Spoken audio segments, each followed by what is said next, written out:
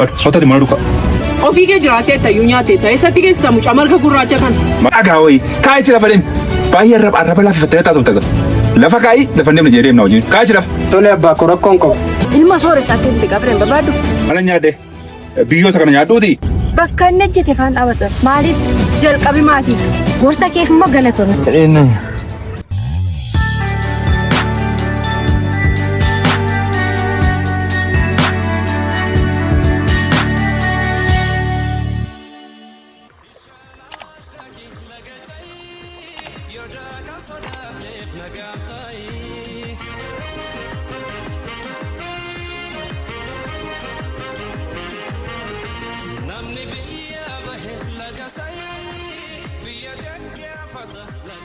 Armee.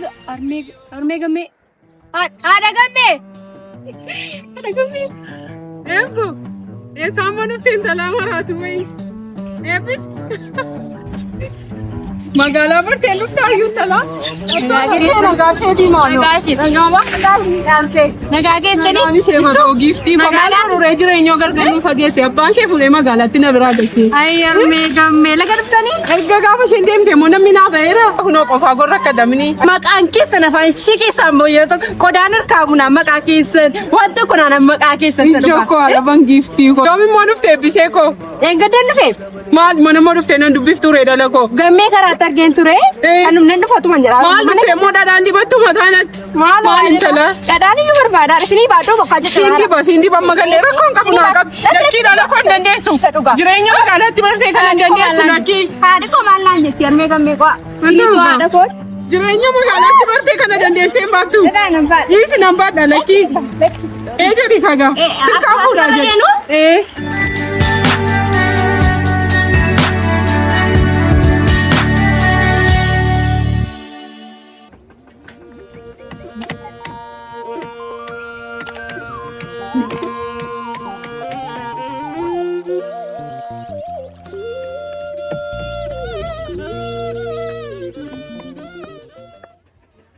Ada gamme.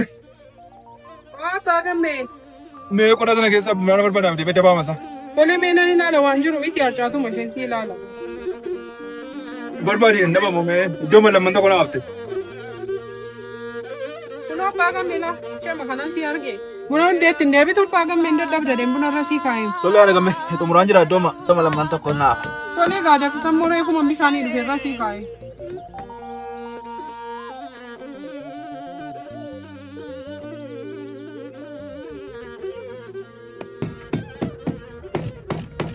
Abba akkam. Nawaamin.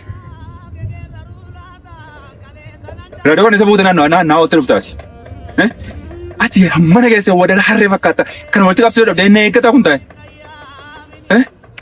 Gaafa namni waan hojjetu jedhu malmalattee ciibta. Gaafa namni xinnoo akkas qe'ee kanaa deemu immoo durbaati. Achirra kaameraa dhiyoo deebisi. Maaliin godhee abbaa koo anis iddoo horiin oolee too dhufaa jiran taa'an jiru. Moo isuman teeppi kana fudhadhee too ba'uutuun immoo si aarsi. Mana tu wajjiniiti. Raadiyoo kola kanaa qabu. Kunoo sababa keetti madooshaan kan na keessaa baasu. Amma xinnoo. Achi lafa naa kaayi lammaaf quba keetti hin buusin. Sitti mala ilaalaa deebi'e. Itti naan bu'in. Baatirii isaan na jiraan itti yeesin. Lafa naa kaayi.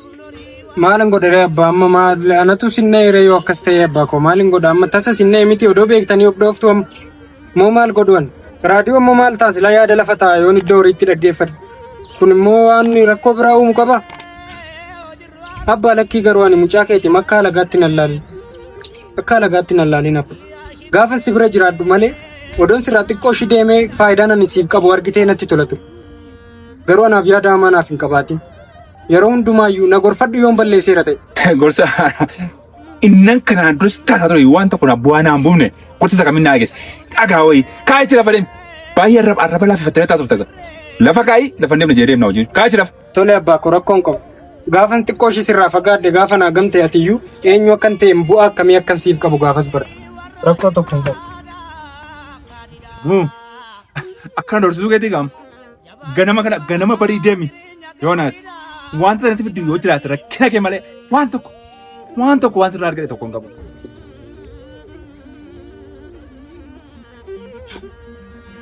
Abbaan dhimman si sodaachisuuf hin qabu. Maaliif ati abbaa kiyya sin jaaladha. eenyumaa sin qixxeessu gaafa nani mana kanaa si dhabu nagaa akkan arganne beeku. Sii galee maaliifin akka ilmoo keetti nan laaltu? Maaliif badiina ni qabu? Yoo na lolte malee ilee suutattee yoo natti himteen sin naga'u? Abbaa garuu akka ormaatti nan laalin anuma siif wayyu.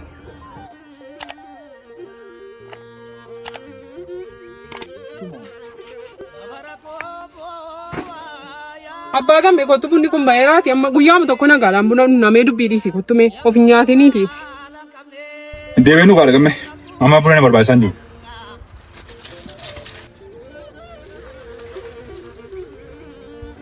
Gurbaa gamme. Dhageessu. Dhagaan jira amma abbaa maal jette? Ulee kiyyaatti naaf deemna. Daf. Tolee abbaa. Hoogan.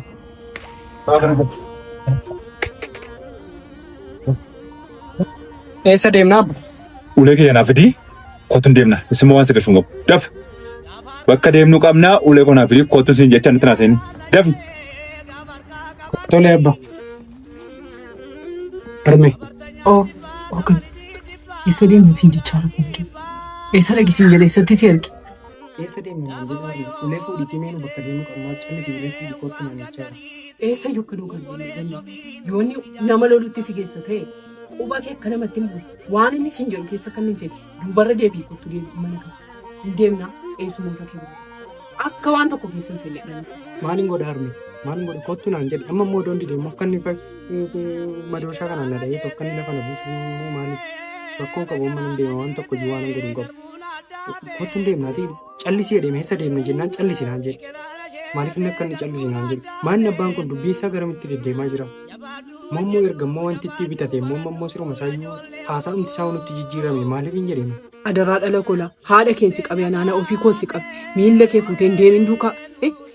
Annaa galee yaanni isa abbaan tola isaa bara isaa guutuutti roorri isaa bahee aarii bahuuf deema namichi kun sitti meeramoo sitti mee dhala koo. Deebii kottu waan sana moyoon sitti kenne akka harka kee hin qabu irraa fuute. Maal harmee ammani maal gochan irraa fuudhan amma raadheen? Maattan beekan akkaataa isaatti mee garuu waan godhu dabeeraan amma nan deemaati jedhatti buna kee dhugaatii kan hin deemne. Umurii koo guutuu kanaanis ni wajjiniin gubadhaati buna isa kam garaa maaliin na dhuga dhala koo buna. Gurbaan raftee ol deemtee. Gamme. Fedhiin siin jedhamni. Abbaa dhufeera. Daafika. Dhufeera. Abbaa gammeen. Kan dubbiin kun naan taane har'a. Ofii kee jiraattee tayyuu nyaatteetta. Eessatti keessatti mucaa marga gurraacha kan. Maala nyaadde biyyoo isa kana yaadduuti. Mucaan kee marga gurraacha. Hookaatti amnaati. Amma hirr jedhee ol deebii mana kee taa'e waan tokko sagalee tokko barbaadu hottatti mana dhufa. Harmee manatti ol galati nan dhufaan. Kumti si duukaa ta'u mucaa koo maal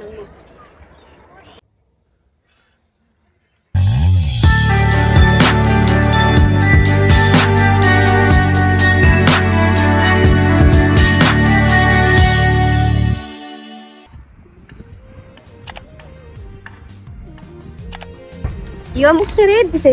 Maashin biree koo anoo deengada na koo bukkee dhufee isinumaan dubbisee dheen immoo si yaadee yoo dhufe gara caala. Bareedaa goote maal irreen dhoskite katamaatii waanuma tokko bukkee dhufture. Katamaa maatu jira ta'e asitti hafeem jireenyi kun maal jireenyi isintu jiraachaa jira. Giddii maalitu abbaan koo achi teessa malee naan jedhe malee saana akkuma bukkeen jiraadhaan kana booda. Zati immoo bakka isin jiraachaa jirtani kana huna. Waan siin jedha magaalaa nawin amma kun maal fakkaata mukaan fakkaata too burtukaan eessa jiraata kun baadiyyaa.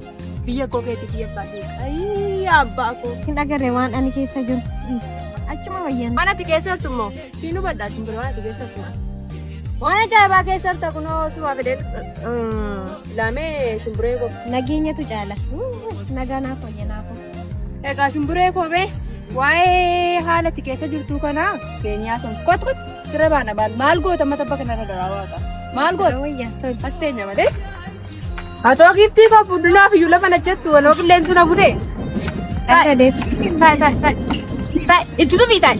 Dhagaara taa'u sirrii miti jirani. Irra tufii ta'i. Tuutu. Tuutu. Gadi guddaa doolla guddisee jedhanii jiru dhagaara taa'u. Akka konni horsiisee satta seyaati kollee. Badaayyuu beektu galagalee rooti. Dhagaara taa'u wallaalaa na jiru. Waayee dhagaa dagatte ittatoo soofaa irra teessoo. Katamaa gatta. Maal shimbiree koo sidiisoo abbaan keessan qaba. Waan abbaan keessan immoo birrii babaasuu jibba malee maali. Amma soofaa miti utuu biyya kana bitee hin danda'u. Abbaa koo waan akkasii biti jechuudha du'a filata. Amma mana keenya isa katamaa odaa tokko bitee keessaan ka'u. Maaltu keessa dhalate? Hin kireesse. Kireessuunis gaariidha gaa birrii barbaadu san maallaqa barbaadu. Dhugaa. Maali abbaan illee gaa dhala isaarrallee yoo waayuun jaallatu atumti meetti malee. Waa'ee abbaa koo dhiisi. Amma nani waan anani keessa jiru waaqumatu beeka. Maali shumburee kun ati musin gaafatu? Dhugaa. Achi magaalaa sana taa'anii waan isin asii gootan waan abbaan kee fi abbaan gammachuu wal godhan waan atiif gammachuun illee gootan gammachuun rifate waan hunda isaan nageessisu waan isa bira ga'e amma dhugoonfachuun dhufe yuuti ani gara caalu maali nama guguddaan ture isaanii maasaatanii ijoollee namooti kan warra walitti naqummoo isin immooti. Maaliin godharee eebbise. Nan jaalladhu maaliin godha gammee. Jaalala du'aa isaa godhu maani jaalalli maatii keessii caalaa gamee immoo maatii kee dura giteetu maani shumburee wanta akkasii ijoollee xinnaan ture yoom immoo kanaaf geessee waan isin jedhu gammeen maatii keessan hin gitu ati maatiin gammee ol hin gittan maal goota mucaa hiyyeessa maal goota amma yoo boorsaa mataa keessa laalte rigaa malee biriin agarta maal goota mee maali maatiin keessa salphis taasi maali shumburee sammuun kee yaadu siin maal ta'a yoo sammuu abbaa keetii hedde amma akka hirummaa keenya duriitti gaafa sitti immoo tu dhiiste gaariidha. Dhiisi. Maallaqaa fi jaalala maaltu walitti fide? Maal godha bakka maallaqni hin jirretti jaalalli waasaa godhu. Anoon dhiisu waan barbaadde gadi fida. Erga magaalaatti galee hiriyummaa keenya tuffattanii shumbura. Maal hojii nu fe'an gammee dhiisisuudhanii sinni isa sadurgaa. Immoo dhiisuuf immoo hin qabu.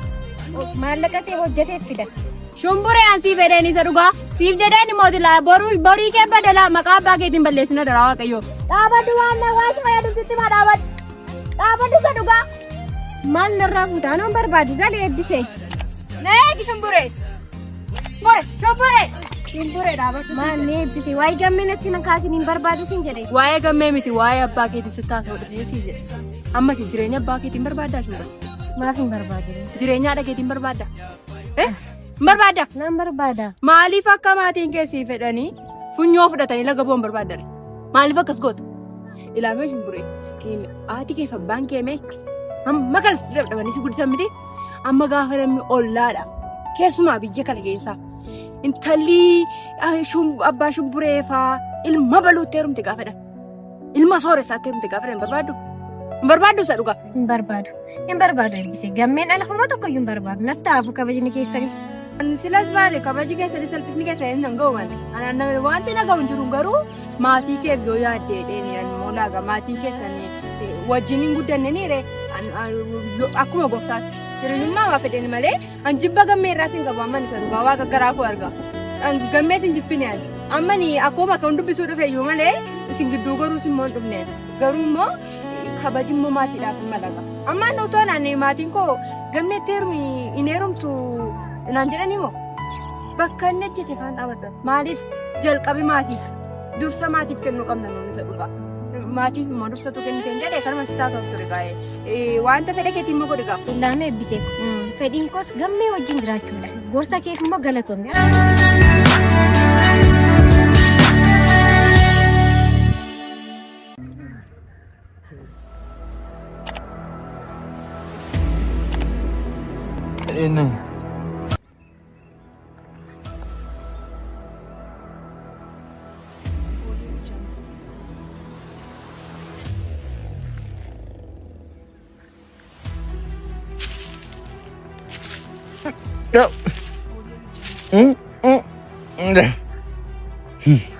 No más de bus.